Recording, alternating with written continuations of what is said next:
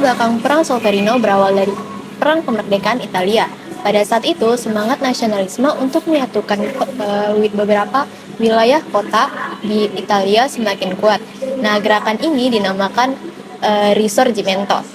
Dua wilayah di Italia Utara, Lombardia dan Venetia, masih berada di bawah kekuasaan Austria, dan penyatuan Italia dianggap tidak lengkap tanpa membebaskan wilayah tersebut. Yang kedua,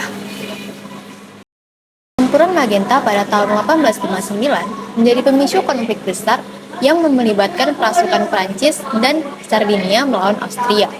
Raja Sardinia, Victor Emmanuel yang kedua, membentuk aliansi di Prancis di bawah Napoleon III melalui Perjanjian Flanders dengan tujuan mengusir Austria dari Lombardi. Kemenangan pasukan Prancis dan Sardinia dalam Pertempuran Magenta membuka jalan untuk merebut Lombardi. Pertempuran Solferino sendiri terjadi pada tanggal 24 Juni 1859 dekat kota Solferino di Lombardi. Pihak-pihak yang terlibat adalah pasukan Prancis dan Sardinia yang berhadapan dengan pasukan Austria. Pertempuran ini menjadi salah satu momen krusial dalam perang tersebut, dengan penderitaan dan kekejaman perang mencuat di berbagai sisi. Selama peristiwa ini, seorang saksi mata bernama Henry Dunant terkesan oleh penderitaan para prajurit yang terluka, menginspirasi berdirinya Palang Merah Internasional sebagai langkah awal dalam menyediakan bantuan kemanusiaan di medan perang.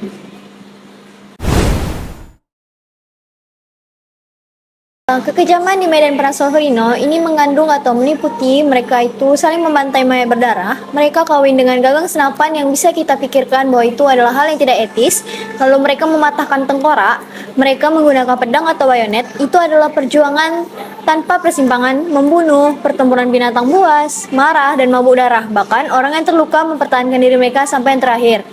Mereka yang tidak lagi memiliki senjata mengambil lawan mereka dengan tenggorokan, merobeknya dengan gigi mereka. Beberapa orang yang mempunyai luka-luka besar yang sudah mulai kena infeksi hampir gila menanggung kesakitan yang ada. Badannya berlekuk, berkerut, dan mereka berjuang antara hidup dan mati. Lain daripada itu, ada pula orang yang tidak hanya kena peluru atau pecahan granat saja, tetapi tangan dan kakinya pun tergiling oleh ban-ban roda pula. Peluru yang berbentuk silinder bila mengenai sosok korban, maka tulang pecah menjadi beribu. Pecahan dan luka-luka dan semacam ini berbahaya sekali. Pecahan granat juga berbahaya dan menyebabkan luka pada bagian dalam. Seringkali pecahan-pecahan itu, tulang-tulang kecil, sobekan-sobekan pakaian, kotoran, ataupun baja kecil-kecil menambah besar luka dan kesakitan yang diderita.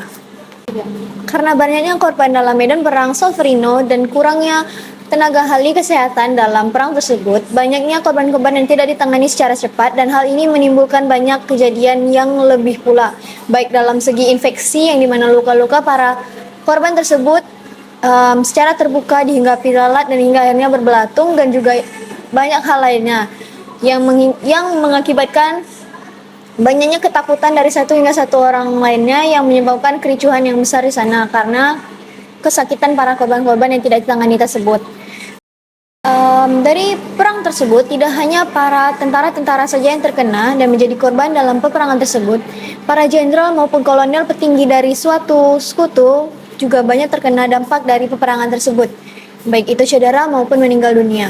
Dan juga tidak hanya manusia saja, hewan-hewan ternak dan bahkan kuda yang zaman dahulu digunakan sebagai alat transportasi dan pengangkutan manusia bahkan barang di sana terdampak oleh kejadian perang tersebut. Dan juga karena hal-hal tersebut, dari mayat-mayat dan juga korban yang berjatuhan, baik itu dari segi manusia maupun hewan, hal ini menyebabkan infeksi yang menebar luas karena para mayat tersebut tidak ditanggulangi dan bahkan tidak disemayamkan dengan cepat atau dikuburkan.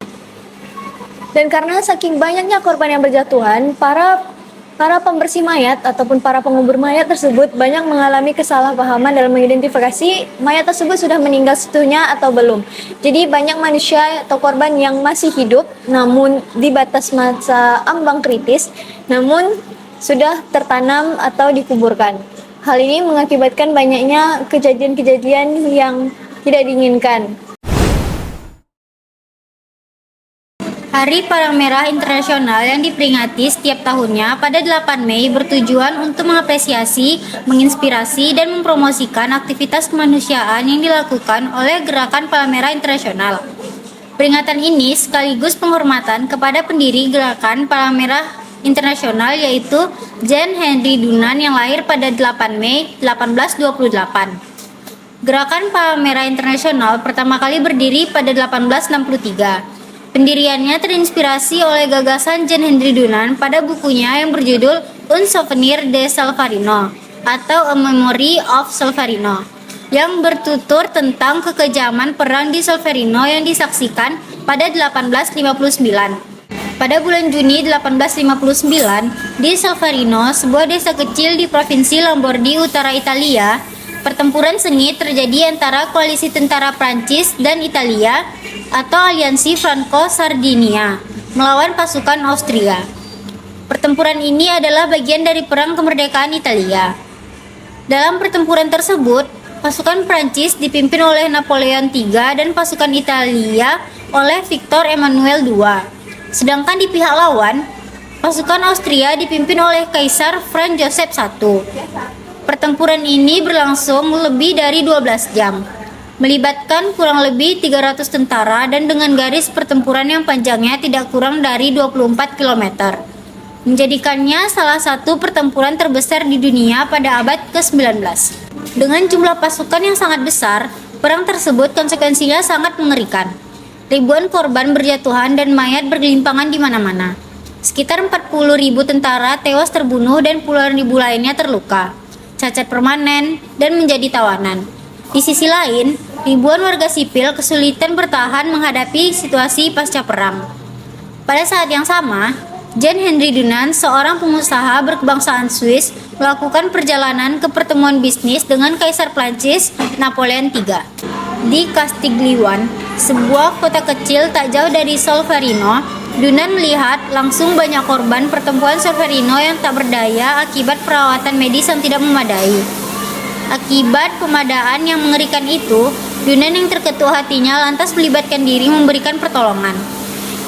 Prioritas perjalanan yang semulanya untuk keperluan bisnis berubah. Ia mengumpulkan orang-orang di desa sekitar untuk melakukan upaya penyelamatan para korban di Solferino. Sekelompok relawan pun terbentuk dan mendirikan rumah sakit darurat. Selama 3 hari, Dunant bersama warga sipil menghabiskan waktu merawat orang-orang terluka dan sekarat di kedua belah pihak tanpa membedakan satu sama lain.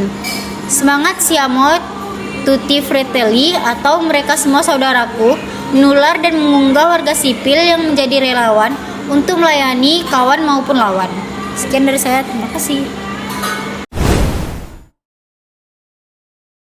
A Memory of Solferino adalah sebuah karya monumental yang ditulis oleh seorang pengusaha Swiss bernama Henry Dunant.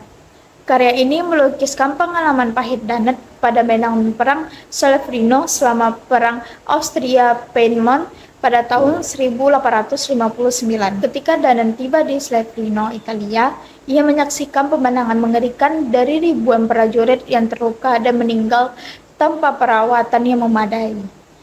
Penderitaan yang mengerikan ini menginspirasi Dunant untuk bertindak. Dunant tidak hanya menulis tentang horor yang ia saksikan, tetapi juga mengeksplorasi rekomendasi dan pemikiran tentang bagaimana penderitaan manusia bisa mengurangi dalam perang. Dia mengusulkan pembentukan sebuah organisasi sukarelawan yang dapat memberikan bantuan medis yang netral dan tanpa pilih kasih pada prajurit yang terluka di medan perang, tanpa memandang pihak mana yang mereka dukung. Dari pemikiran dan rekomendasi yang diungkapkan dalam A Memory of Solferino, Dunant bersama dengan sejumlah rekan sukarelawan akhirnya mendirikan Komite Palang Merah Internasional. Organisasi ini bertujuan untuk memberikan bantuan medis kepada korban perang, menghormati netralitas dan kemanusiaan di medan perang, serta mempromosikan hukum humaniter internasional.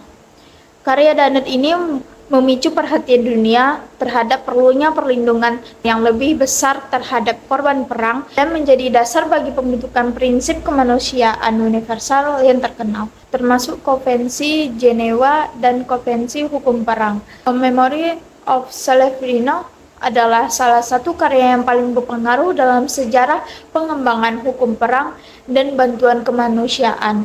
Ini tidak hanya menginspirasi pendiri Palang Merah Internasional, tetapi juga membawa pengaruh perubahan fundamental dalam cara dunia melihat dan menanggapi penderitaan manusia di medan perang. Buku A Memory of Solferino oleh Henry Dunant yang diterbitkan pada tahun 1862 memiliki dampak yang signifikan pada buku A Memory of Solferino karya Henry Dunant. Besar dampak buku A Memory of Solferino terhadap pembentukan Komite Internasional Palang Merah. Buku ini menjadi inspirasi untuk mengembangkan konsep Palang Merah yang diusung oleh Dunant. Buku Kenangan Solferino memberikan kesaksian yang kuat tentang kengerian pertemuan Solferino yang terjadi pada tahun 1859. Dunant sebagai gamblang yang menggambarkan penderitaan para prajurit yang terluka dan sekarat, serta kurangnya perawatan medis dan bantuan kemanusiaan. Hal ini membangkitkan kesadaran publik tentang kekejaman perang dan kebutuhan untuk meningkatkan bantuan bagi para korban. Inspirasi untuk Palang Merah. Pengalaman Dunant di Solferino menginspirasi untuk menyerukan pembentukan organisasi internasional yang netral untuk membantu para prajurit yang terluka di masa perang. Palang Merah menjadi organisasi kemanusiaan yang termukan yang memberikan bantuan dan perlindungan bagi jutaan orang di seluruh Indonesia. Dampak yang ketiga yaitu mendorong perkembangan hukum humaniter internasional yang mengatur tentang perang dan melindungi hak-hak para korban. Konvensi Jenewa pertama yang ditandatangani pada tahun 1864 sebagian terinspirasi oleh karya Dunant. Konvensi ini menetapkan aturan dasar dengan perawatan para prajurit yang terluka dan tawanan perang, yaitu pengaruh pada literatur dan seni. Pada buku Kenangan Solferino yang telah mempengaruhi banyak penulis dan seniman lainnya, karya Dunant telah menginspirasi banyak novel, puisi, lukisan, dan patung yang menggambarkan kengerian perang dan pentingnya perdamaian. Yang poin terakhir yaitu peningkatan kesadaran kemanusiaan. Secara keseluruh, buku Kenangan Solferino telah meningkatkan kesadaran publik tentang penderitaan akibat perang dan kebutuhan untuk memberikan bantuan kemanusiaan. Karya Dunant telah menginspirasi banyak orang untuk terlibat dalam upaya kemanusiaan dan mampu mereka yang terkena dampak perang dan bencana lainnya. Baik, jadi kesimpulan dari pertempuran Solferino pada 24 Juni 1859 di Italia Utara bukan hanya menjadi latar belakang tetapi juga pemicu utama pendirian Gerakan Palang Merah dan Bulan Sabit Internasional yang monumental.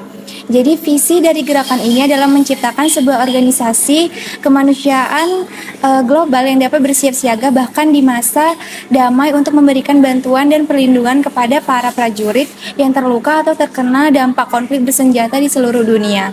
Kemudian ada salah satu buku karya Henry Dunant yang berjudul Memory of Solferino tak hanya menjadi dokumentasi tragis dari kekejaman perang, tetapi juga menjadi inspirasi yang kuat bagi masyarakat dunia untuk bergerak dalam mendukung kemanusiaan.